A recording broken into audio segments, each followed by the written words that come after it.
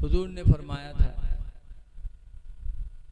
एक दफ़ा कानपुर गया था तकरीर करने जलसे दस्तार बंदी में, तो जैसे खुतबा पढ़े दरूद पढ़वावा तैसे एक पत्रकार खड़े हुए गए कि मौलाना पहले एक सवाल के जवाब दो फिर तकरीर करो।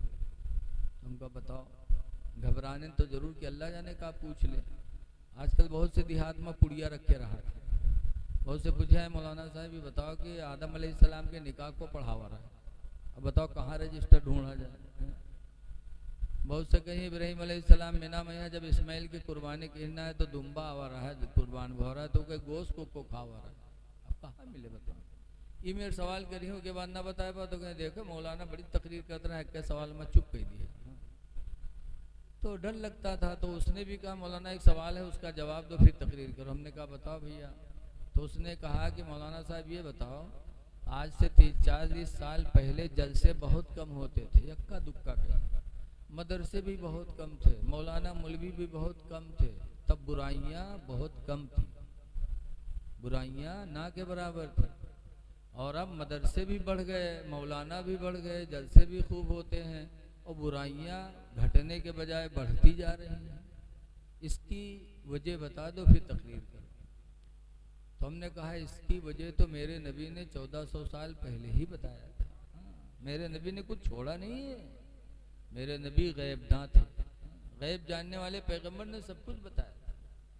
हदीस पाक में अनसिन काला काला रसूलुल्लाह, हज़रत अनस से रवायत है, फरमाते अल्लाह के रसूल ने इरशाद फरमाया, याती अलन्नास ज़मानुन, लोगों पर एक ज़माना ऐसा आएगा, ला युबालिल मरो, इंसान सोचेगा नहीं, मा अखज़ मिन्हु, जिस चीज़ को हाथ में लेगा, अमिनल हलाल अमिनल हराम, सोचेगा नहीं कि ये हराम है कि हलाल है।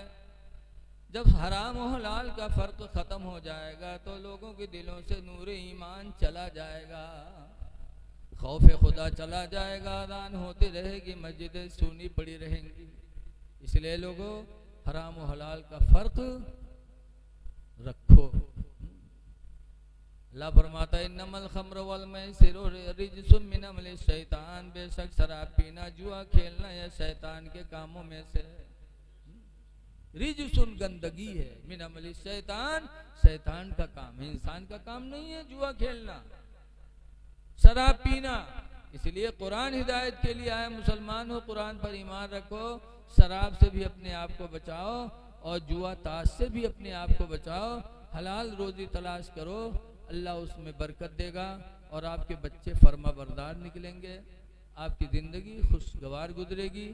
तो रिस्क की तरफ ध्यान दो, दुआ है कि अल्लाह ताला इन चंद बातों को अपने जनाब में कबूल फरमाए और जो कुछ कहा गया अल्लाह उसे कबूल फरमा ले।